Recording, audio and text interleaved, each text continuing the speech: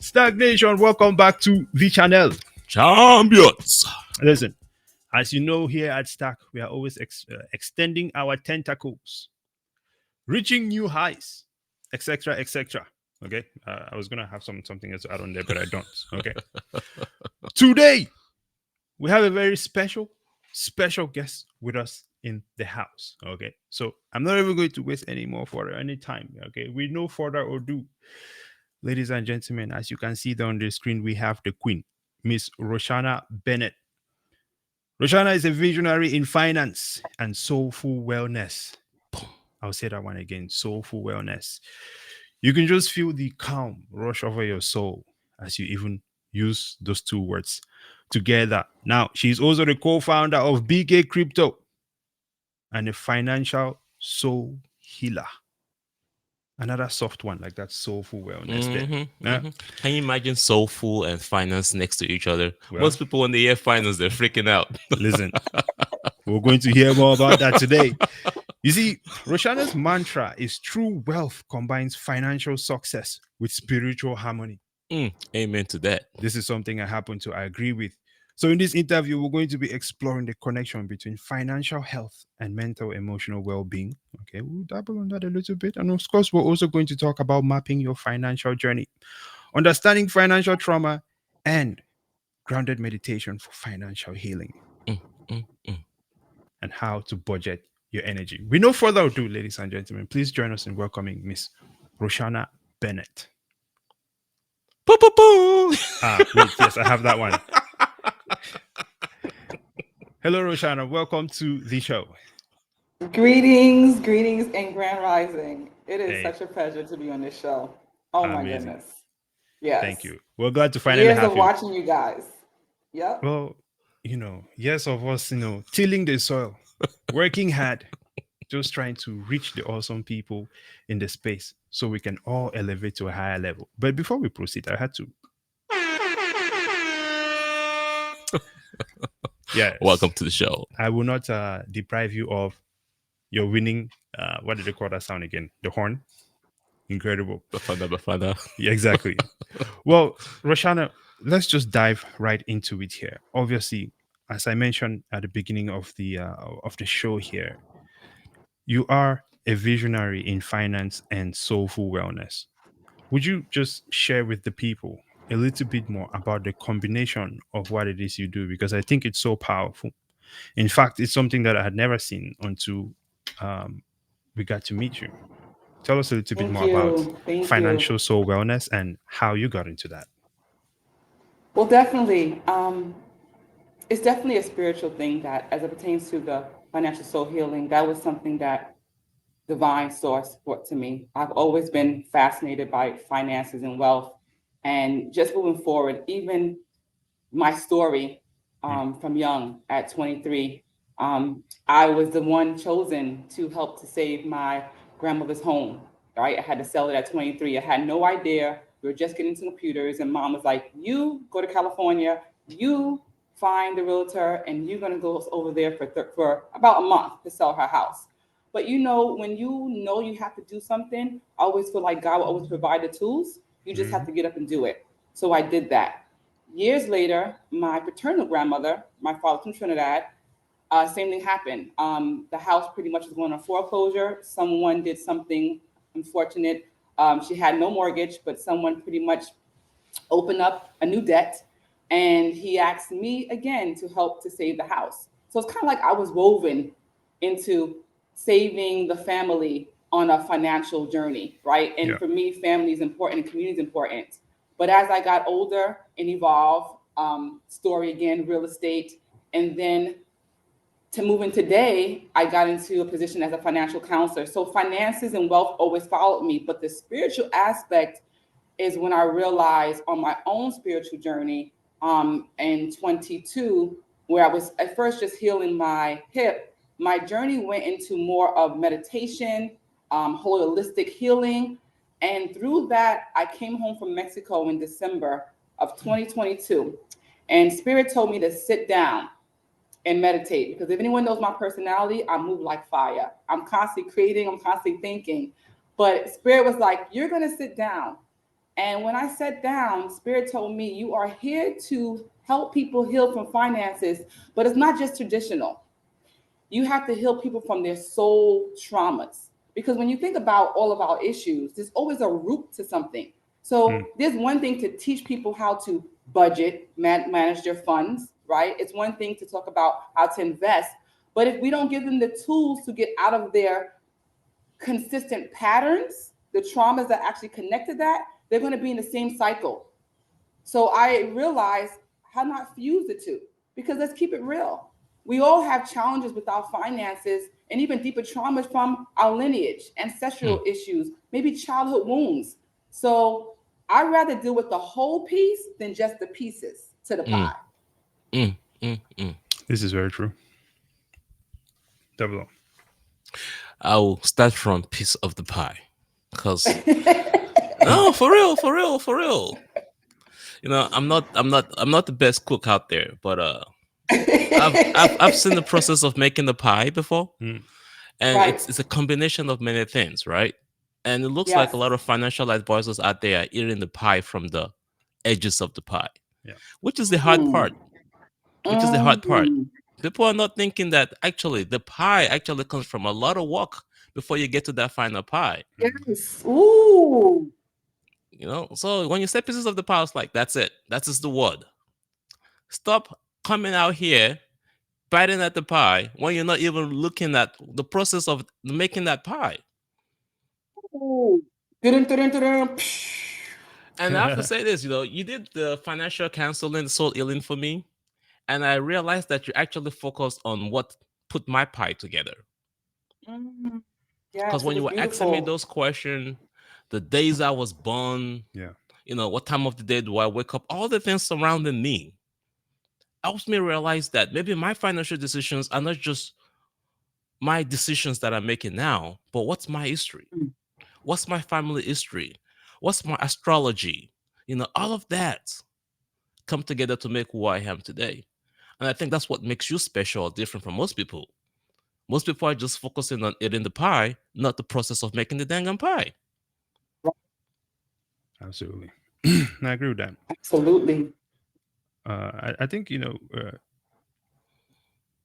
when you look at the experiences that we have today, right?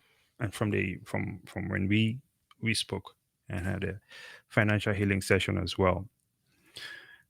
I think what is extremely powerful and what is really critical, needed for most of our generation today, is that aspect where you just stop and take a look at the experiences, like Double O was saying, right? Maybe there's trauma of one form or another that stems from those experiences in your life. We spoke to, remember, at Young and Successful, Mm-hmm. we spoke with one doctor who was talking about how some people have, just these people with mental illnesses, but they're expected to handle finances, and nobody ever thinks Mm. about that stuff, Mm-hmm. right? Right. Mm-hmm. Right. Well, maybe you don't need to be in a serious state of mental health conditions, but there is just everyday traumas and the importance of that growing back to the history, right? The pieces that come together to To create the make the person that pie. you are today, to Yeah. make that general pie, influence how you are today, right? So there might be Yes. situations in your early childhood and how you responded to it Mm. will also apply to other areas of your life as you grow up. But there is no one that comes up to you at a certain point in time as you're growing up to say, hey, you can drop these habits now. You don't have to protect yourself from that. Right. And so it just moves Mhm. over into your adulthood. And in some cases, this can manifest as you standing in your own way Hmm. without you even realizing it. Yes. Yes. You understand? So I'd like for you to talk to us a little bit about that connection between the financial wealth, no, the financial health and the mental slash emotional well being of an individual. because I think Most definitely. this is monumental for the mindset shift that we're going to talk about later on as well. Most definitely. I think people don't realize that everything that we make our decisions on is based on emotions, and it's also based on our living situation, our environment, Yeah. the experience we have day to day, what's happening outside of us that we can't control, what we can't control, and understanding the mental capacity that we're able to deal with those things on a day to day, right? So a lot of times we are, I would say sometimes, I think in this times, we're functioning robots until we really tune in to the emotions. Because what happens Absolutely. is, even when we go back historically, as the people, we've been through a lot of traumatic things. The Yes. average person couldn't function. What happens to us as a community is that we, in a sense, I like to say, brush it aside. So it's not that it's not out of us, it's still in us, but we've built this barrier to function on a high level. Like we have our own internal drug.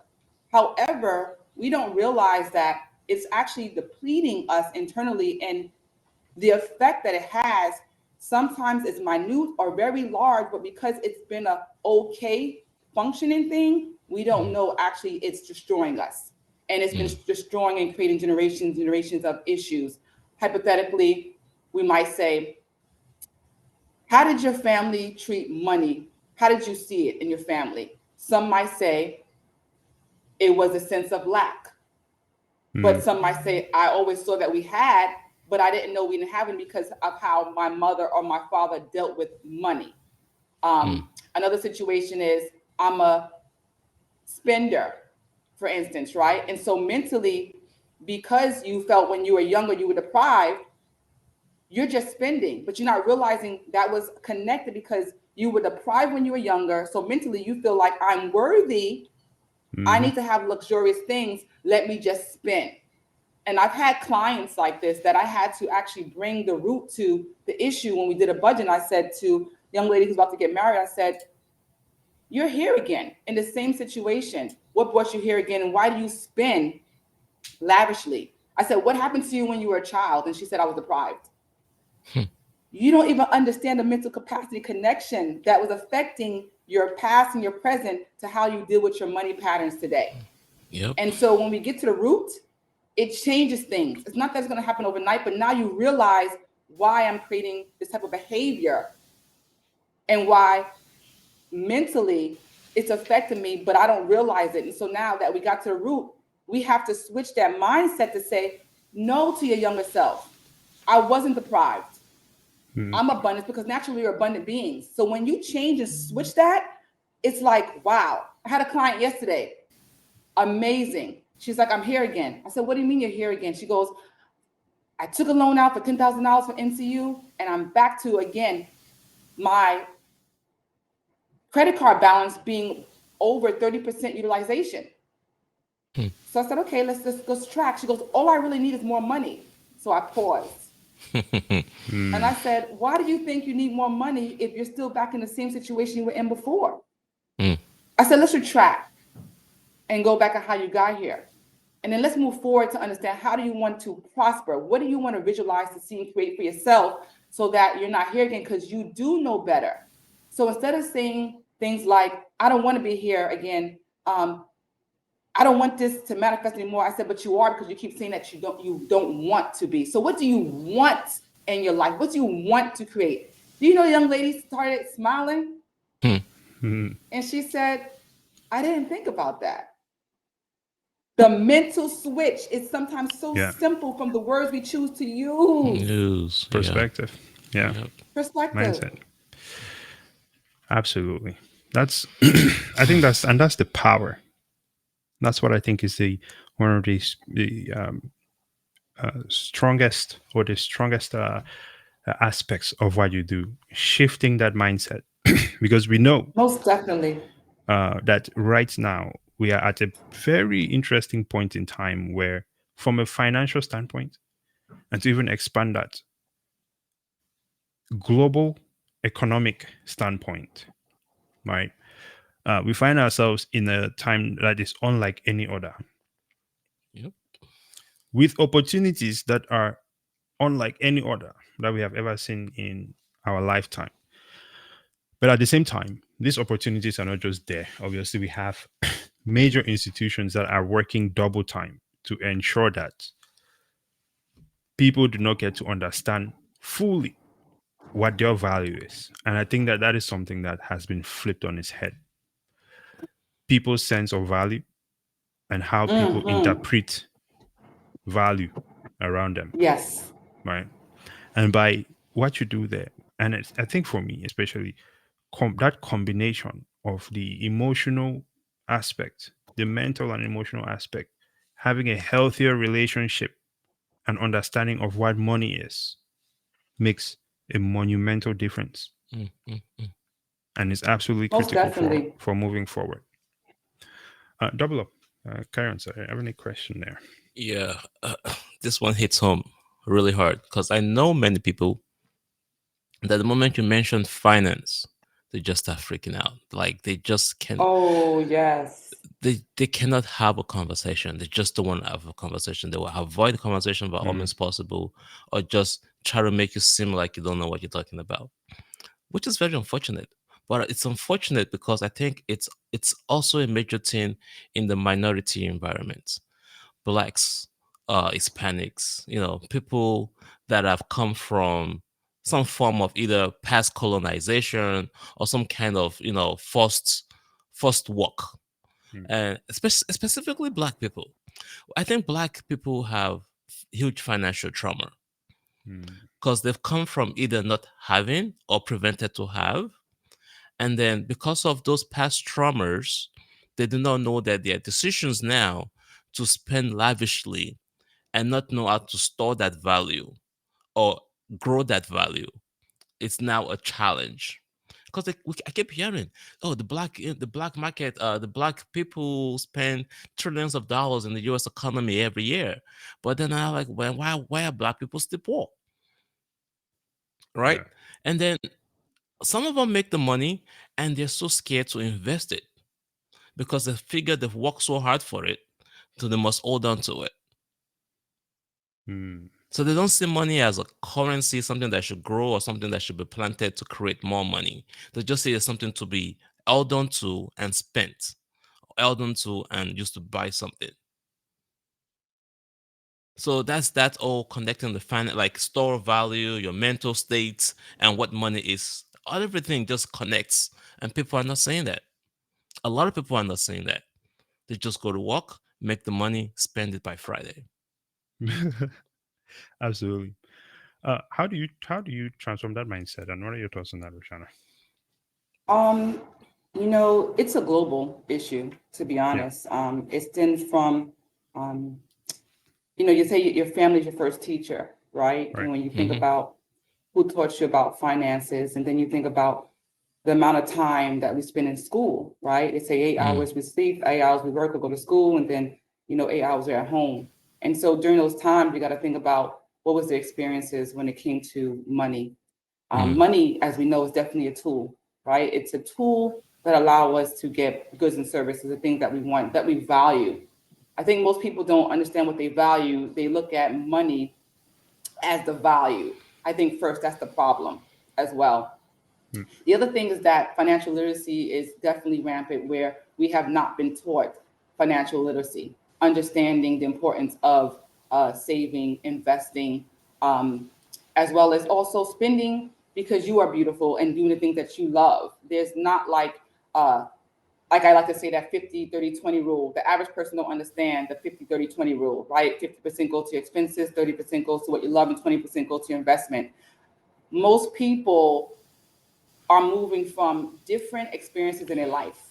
So as one is moving from lack, one is moving from deprived, one is moving from my family's wealthy, but they never let us basically spend. I want to have my and spend, save also because maybe they've had something traumatic happen in their life and they don't want to not have to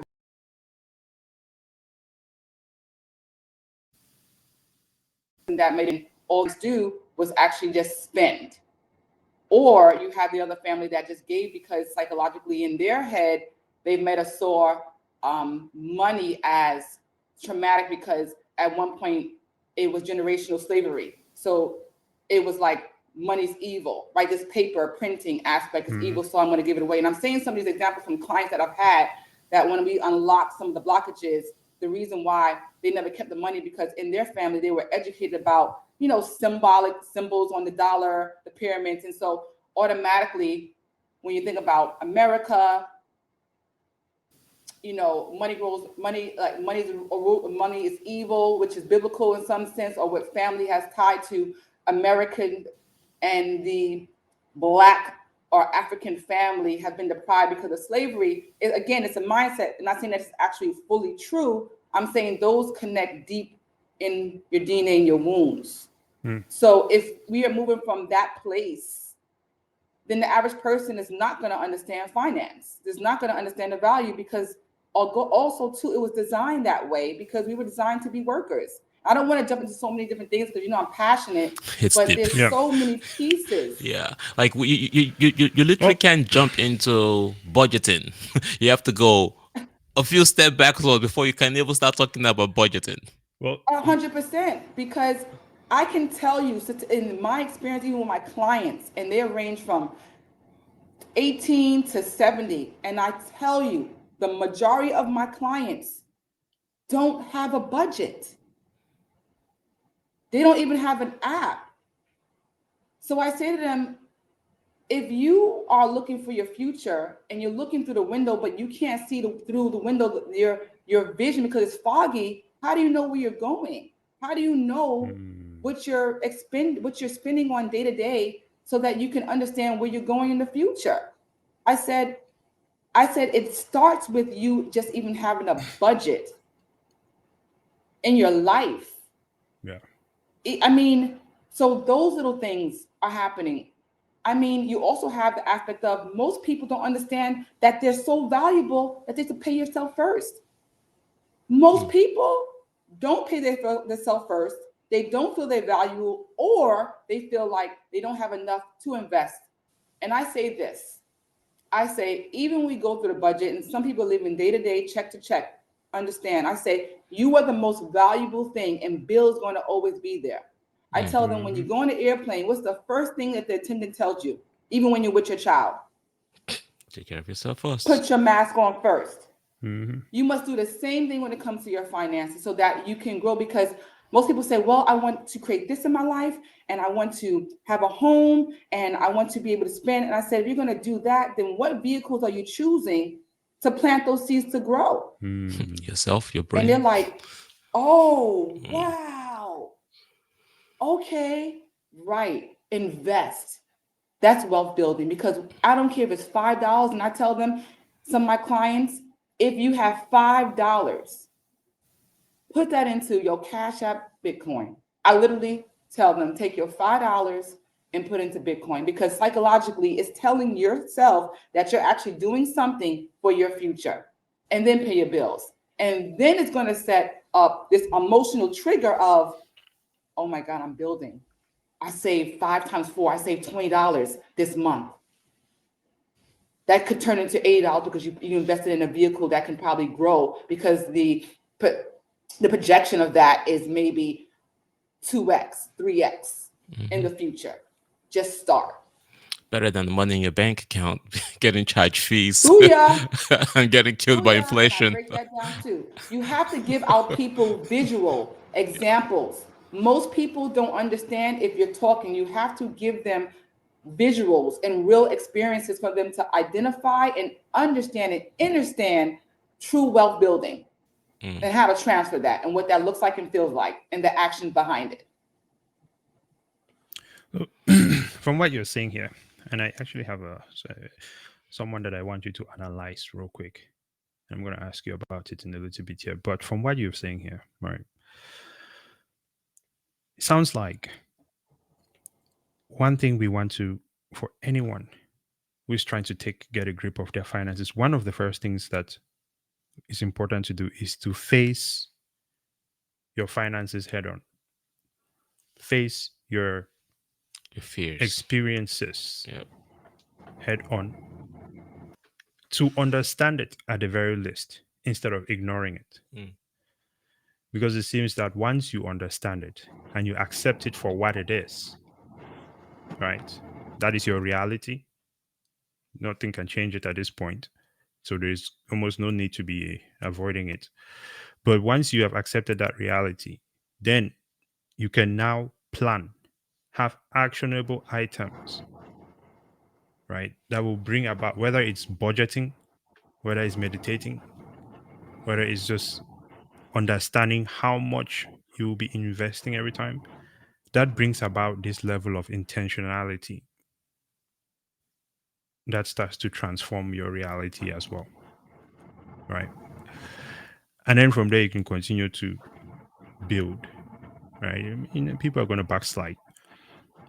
Would that be a good assessment of what you're also communicating there? Brazen, you always blazing. That was excellent. Okay. Because how do we shift if we keep avoiding? How do we Yeah. shift if we can't look at the man in the mirror? Mirror. We have to reflect, I like that song. Yeah. you know? So Absolutely. most definitely, because the psychological issues too is the avoidance. Yeah. It's going to always be there. So Yeah. once we also realize that we're avoiding and we start to open up the mail of those bills, the debt, the realities, then you open up yourself to unlimited possibilities. You're telling the universe that I'm ready to receive Hmm. because you're already abundant, but you don't know your abundance. So because you don't know that you're abundant, you're moving in lack, you're not receiving. Incredible. I got a question. I got a question real Yeah. quick. Go for it. So this what you just said there brings me back to a childhood memory. You're sitting in the church and the pastor is like, "Oh, come to the front if you feel like you need this, that, and that." And I'm like, I ain't going to the front. Why are you calling me to the front? Why does everybody gotta say my business? People are gonna always keep avoiding until like there is no other option and they are doomed.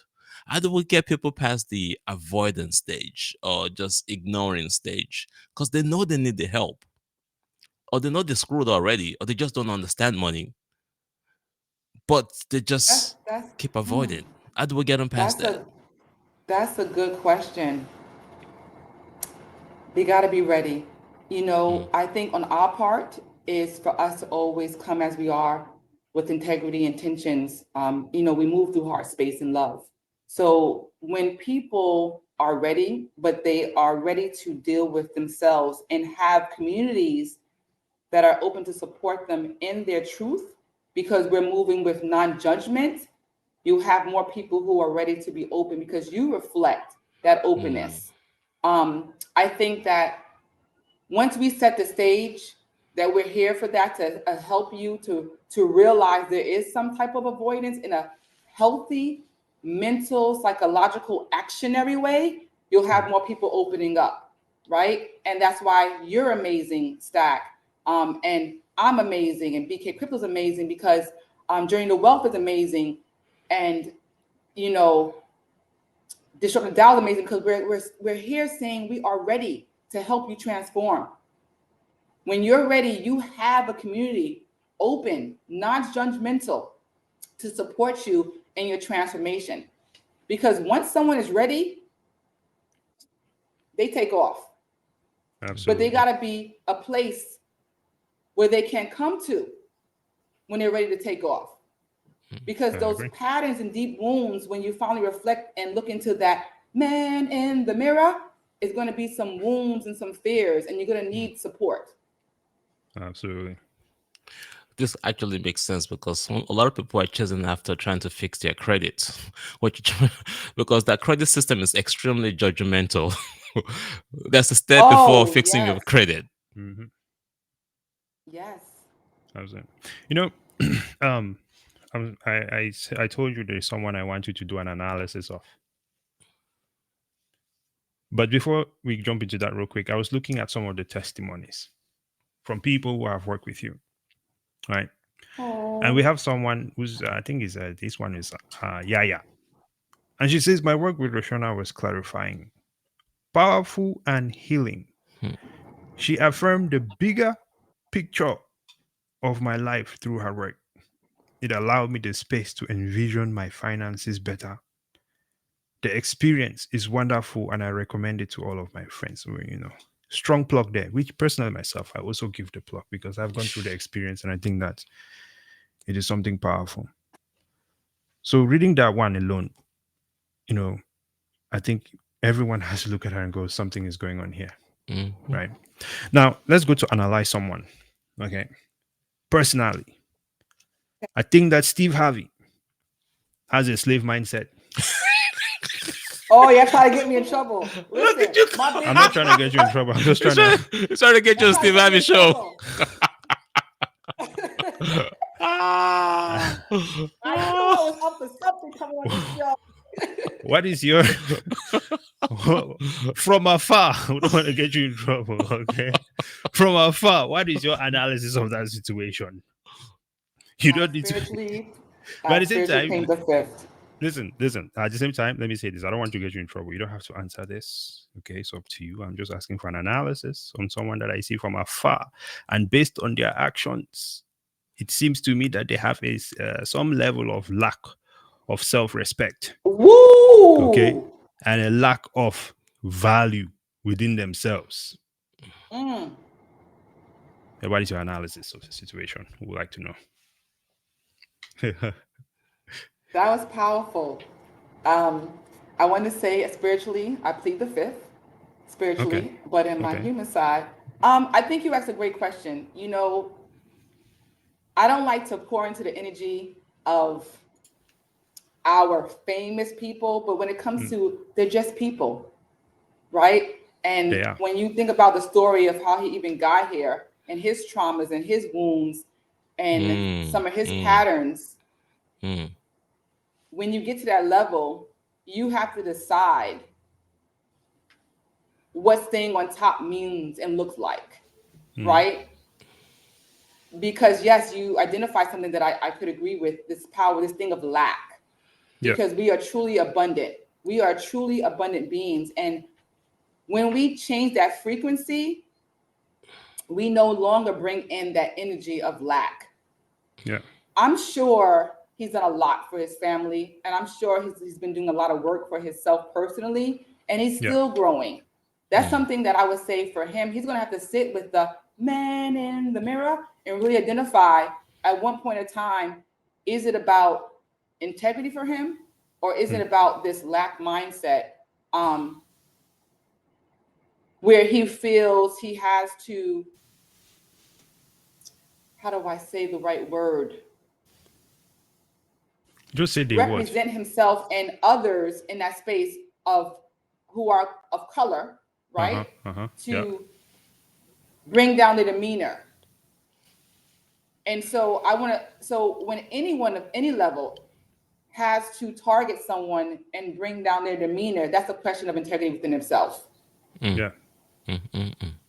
That's what I want to say Okay. on that level.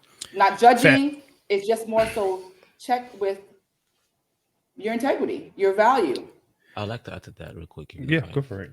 So when you did my financial healing, and you also signed me up for this week event where you were trying to heal from your past arts, because I have had a major situation that just kind of came to my mind when you said that, was that it was my best friend, was the best man in my wedding, Mm, like we grew up Mm, together, we started the business yes, together, but yes.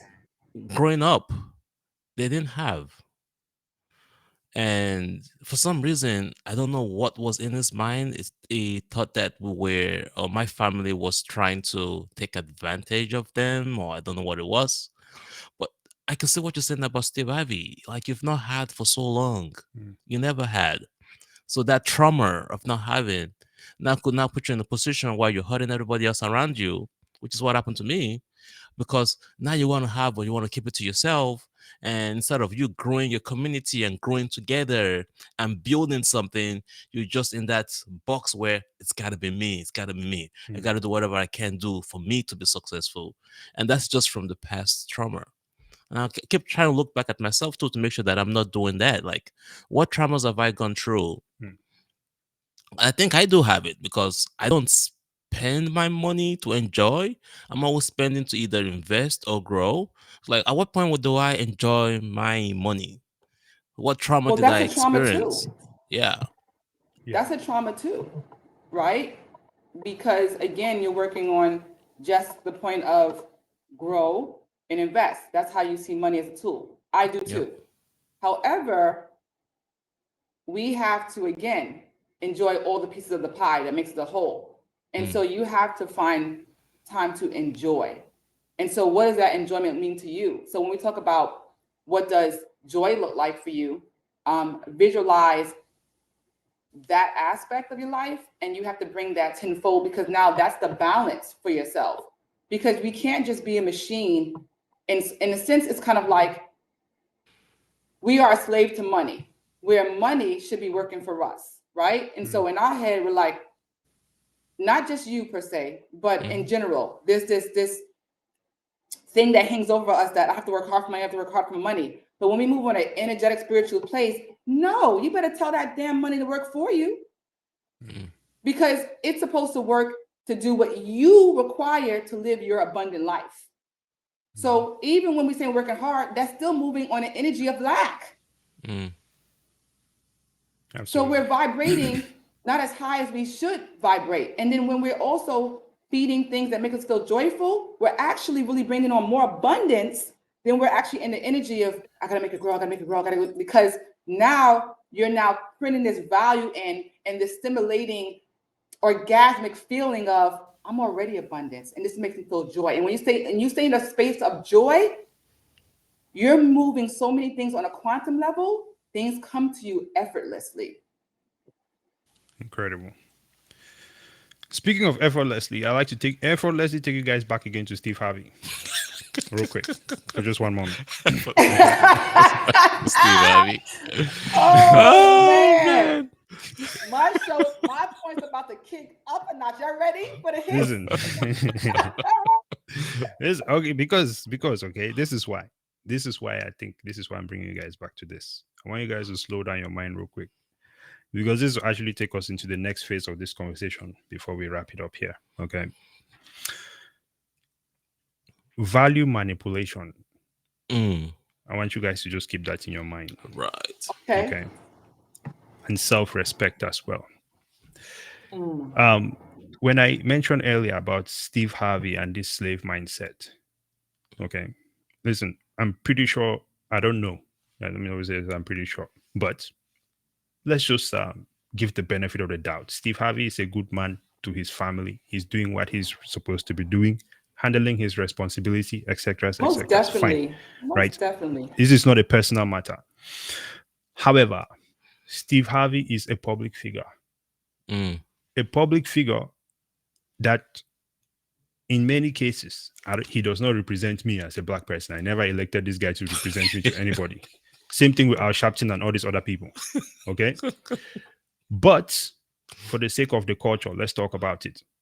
This guy is somebody that can be seen as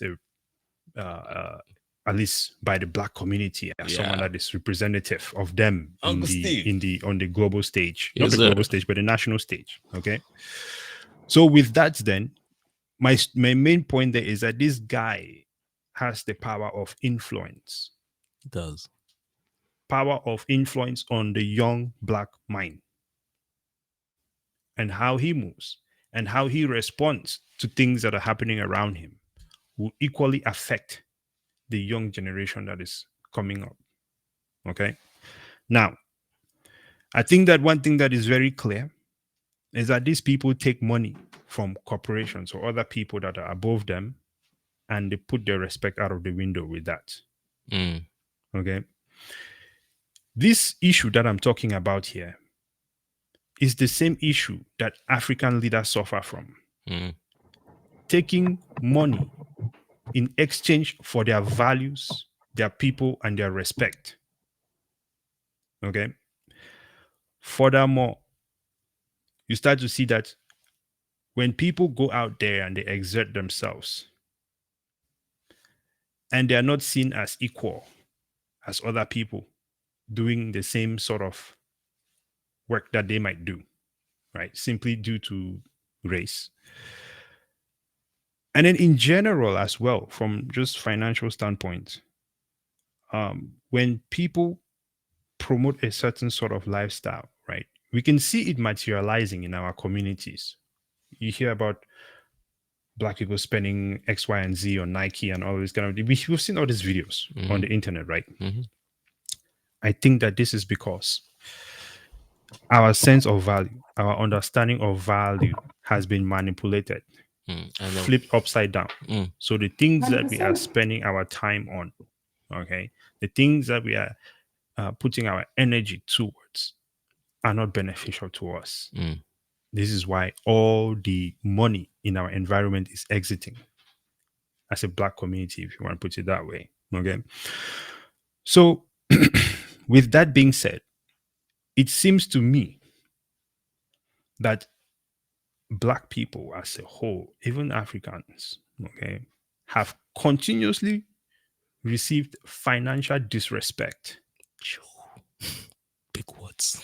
through the means of accepting massive amounts of money to represent themselves in a less than respectful manner, which now reflects on a lot of the Black society because mainstream media is there to push that.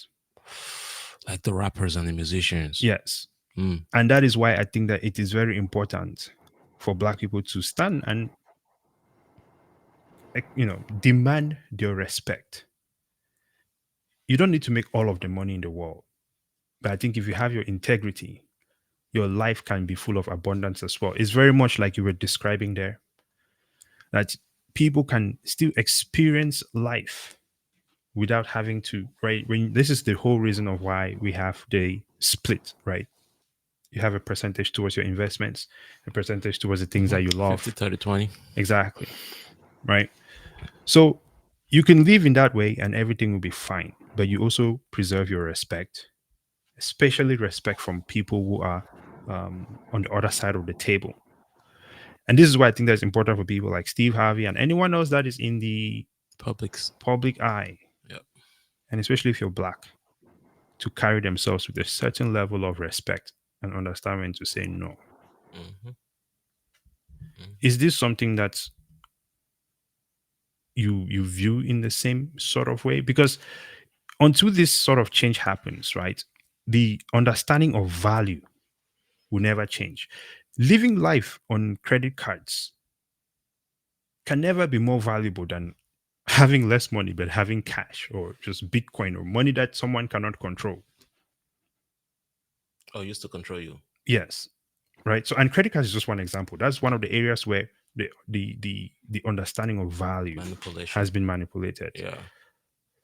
Having massive amounts of debt is one area where the value has been manipulated as well. Because if you have massive, this is one thing if you go into debt and you're going for business and then you're really pushing, versus if you're taking debts and you're working a 9 to 5, that is entrapment. What are your thoughts on this? You said a mouthful, and I was trying to think of which angle I want to come in. Take And any I guess angle. I'm going to stay in the angle of the matrix because I don't want to go on the quantum level of these things that Okay. even exist. However,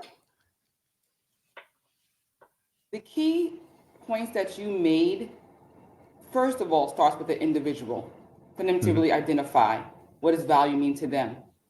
I can say that, yes, we can always hone on to the issues, the problems, and then we can think about actually what is actually having now to change. And I can say this, being a spiritualist, there's a huge shift. There's an energetic spiritual shift. Right. And there's going to be choices that people are going to have to make. And you're right. It's going to be, am I going to be stuck in this matrix where I'm living this old regime of being in debt, Right. of letting money control me, mindset, and being greedy? Then there's this other aspect of that. I am truly abundant, I'm valuable, and that whatever I require, as my teacher says, she goes, every day I know I will have what I desire, right? Because then that's the mindset shift. So based on what you're saying, We have been bamboozled psychologically, mentally onto Finessed. those things that you exactly have said. But then there's a shift where there are people who are elevating spiritually and realize that the lie has been a lie.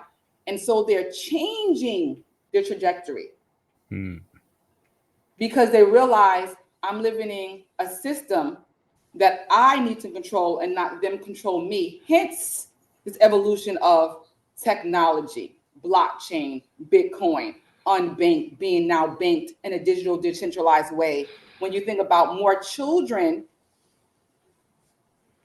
the middle class and upper class and ages, meaning, let's say, the generational Z, generation X, the baby boomers, there's a shift energetically realizing that they've been lied to. So because of that, you're going to have people who are being stuck in this old regime, in the matrix, like you said, right? It's the greed, the debt. I want fancy cars. And then there's the other side who wants to live in a valuable state, understanding the power of the law of nature. And I want to really live and thrive.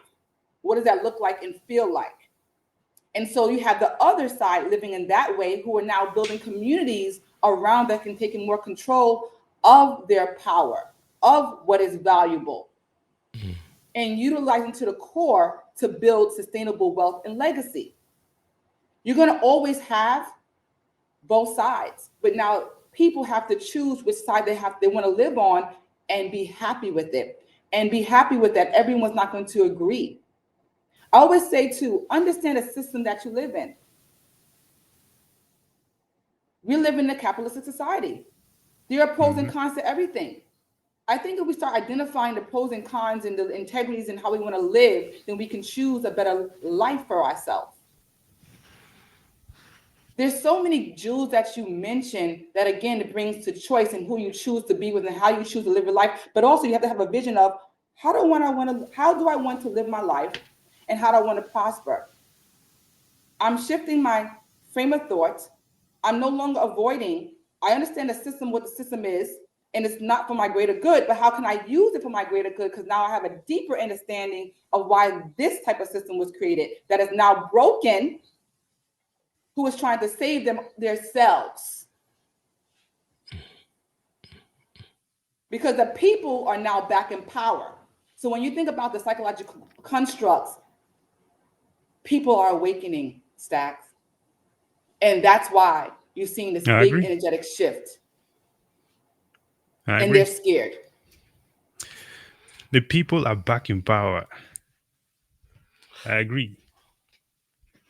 I agree. I was gonna say something about that people situation. Hey, go for it. I'll make it quick. Listen, man. Roshana, Roshana, that's yeah, So one of the incredible. action items I got from our spiritual healing was that I need to learn to get out there and have more fun. So I did some of that last night.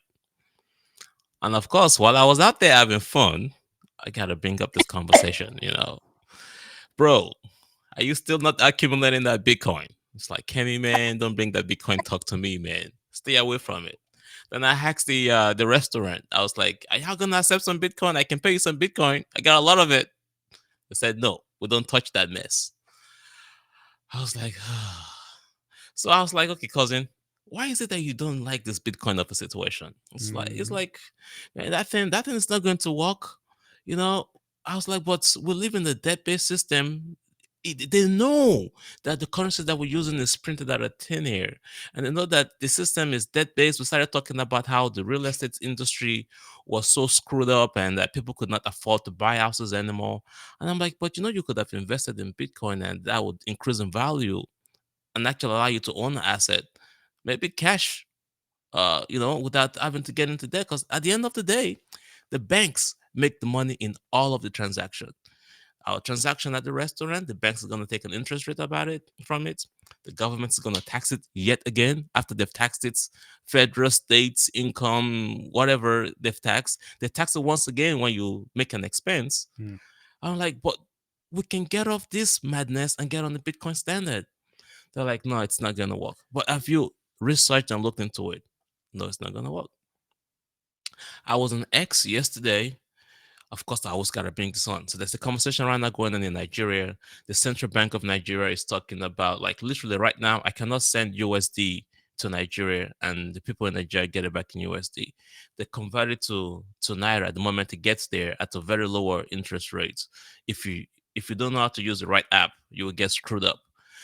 And a lot of Nigerians are complaining because just a year ago it was $1 to $500. This year it was when I was there just in December, it was $1 to 1,100. But by this month, it's $1 to 1,500. So it's like $1,500, 500 naira. Your value in Nigeria is getting destroyed literally in days. So my money in the bank account in Nigeria is just dead. I'm actually trying to access my USD in my USD account in Nigeria, and they will not even still let me touch that.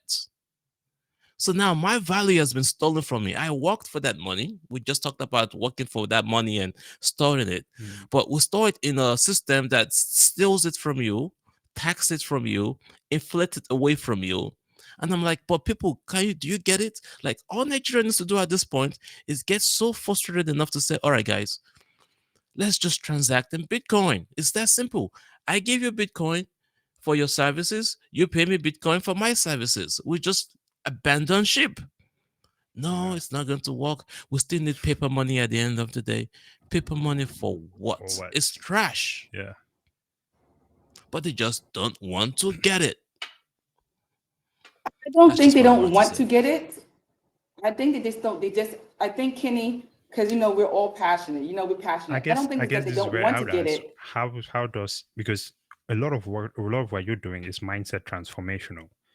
Right. So I guess I'd say how do you perceive this, and how would you say in your financial transformation mission, how do you attack that problem? I actually, again, mindset. I don't think it's a problem. Yeah. I think we create what we think are problems. So there's no problems. There's always solutions, right? So again, it's me as I evolve. It's the mindset and the mind shift. So when you understand where people are, you now have to create a language for them to understand.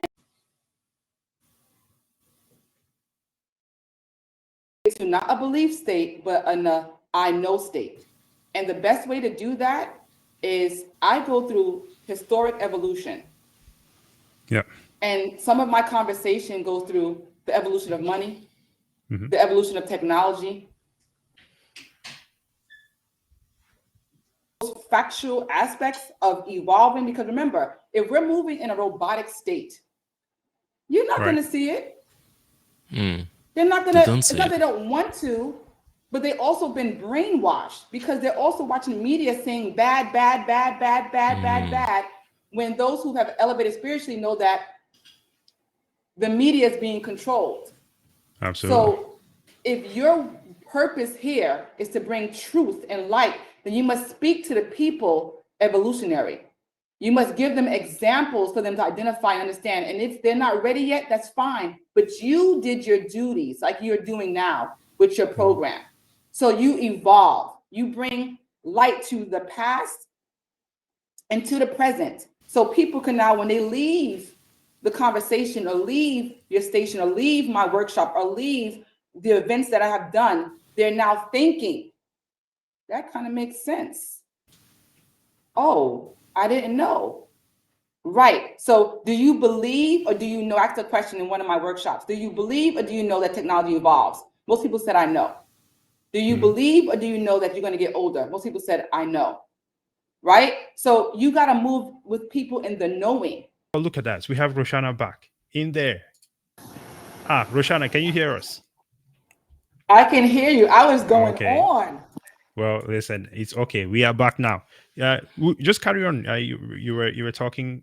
You were having some points there before we got rudely interrupted by decentralized internet. Decentralized internet.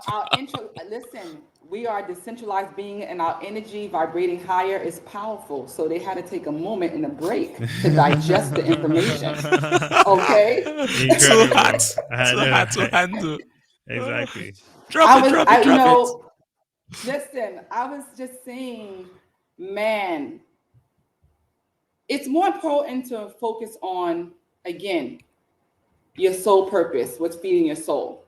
Right. because that energy in itself, because Brazen and Kenny, you guys are powerful beings. So when we start really identifying and understanding our soul purpose, we ignite this magical wand that will touch people because we're moving in this energetic, divine source of truth. That's why I love watching your show. You don't hold your tongue. And so when we talk to the people because we're passionate and we know, because we know, when we start talking about evolutionary things and speak the language of the people to understand and allow them to go home and think, we're going to shift things. It might not happen overnight, but it will happen because we are vibrating higher and we're moving authentically and understanding what is actually happening that most people cannot see. So you have to meet them where they are. And it's just that, telling that story of evolution to make them think about the payphone versus now the smartphone, right? When you think about snail mail to email, you got to give people, journey them. You got to journey them because most people, like I said, we're so robotic in this state. We're not all working from a spiritual aspect. So we're still that get up in the morning, brush my teeth, go to work, come home, say hi to the children, get up in the morning.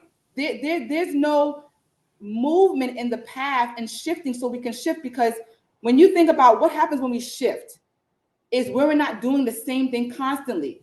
That's the only way we can elevate. So we have to elevate their minds. We have to shift their minds. So bring to the evolution of money. We were in the past of money. We were bartering. And when we do that transformation, it clicks and it starts to bring a change in someone's mindset.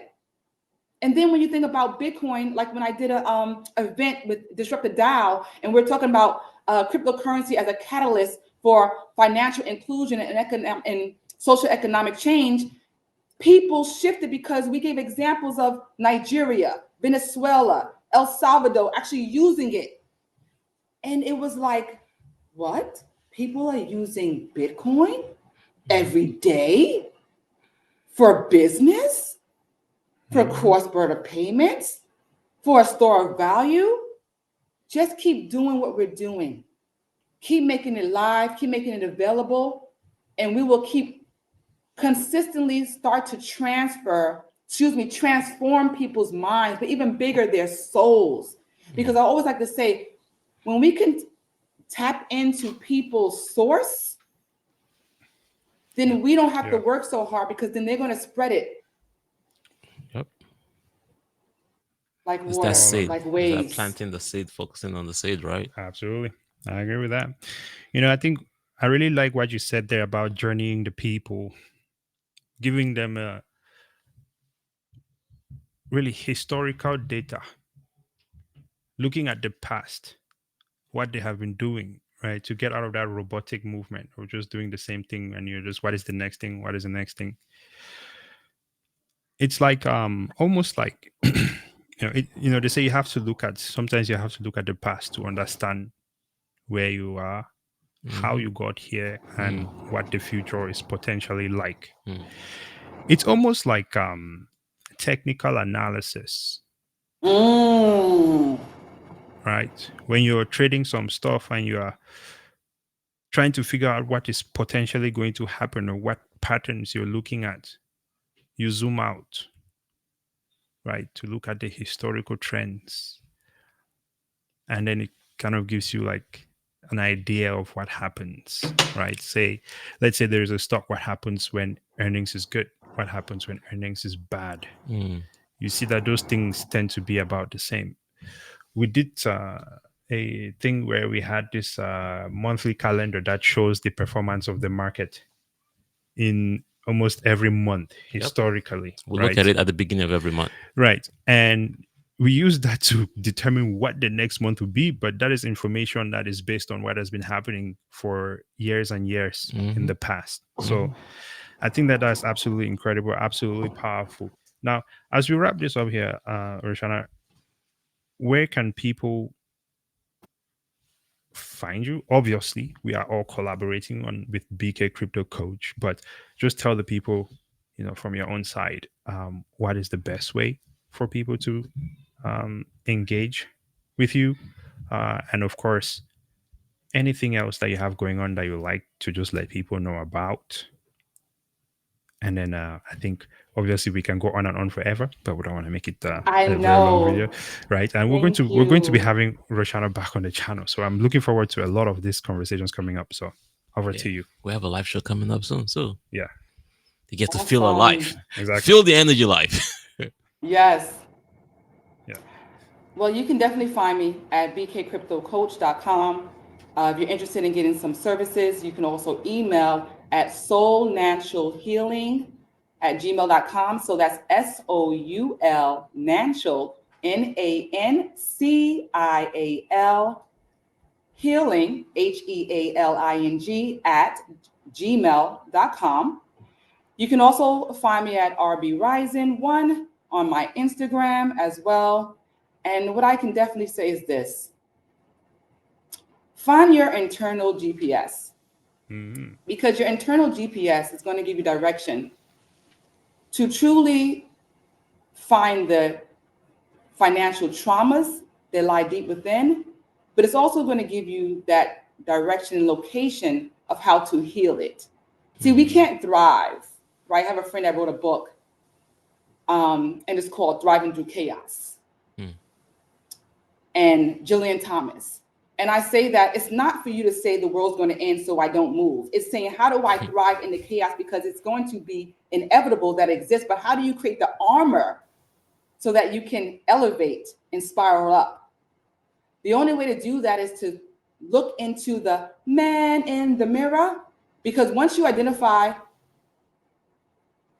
the challenges and reflections, then everything around you is going to change, is going to shift.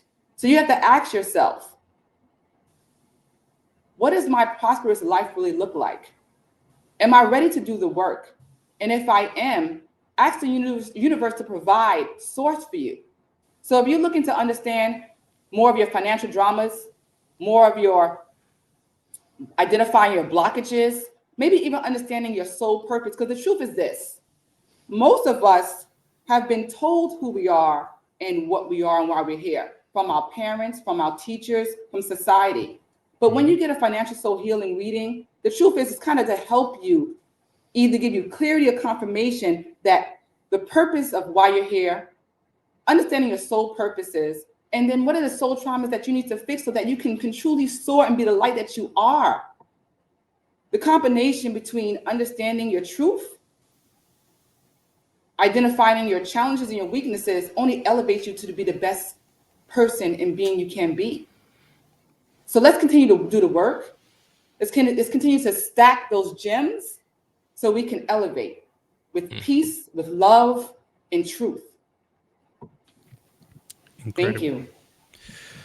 Incredible stuff. Ladies and gentlemen, ignite your magical wand with financial soul healing is what I would say to this. Has a wrap this up. Double O, do you have any final words, sir? We'll go ahead and close this on out here. I'm standing with the man in the mirror. Yeah, that's very appropriate for this I'm situation. asking him to change his Change his ways. ways. Incredible, incredible. Well, ladies and gentlemen, thank you for joining us. We hope you found this one valuable.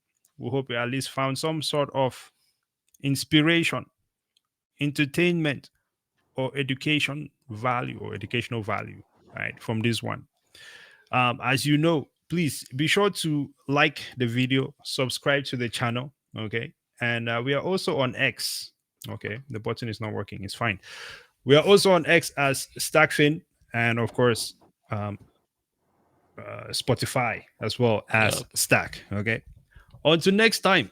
Okay. Drink water, eat vegetables, and make a Feed your choice. soul. Yes, exactly. Make the choice to feed your soul. Choose Yes. how you want to live. Okay. There we go. Until next time, Brazen out. Double O. Pew.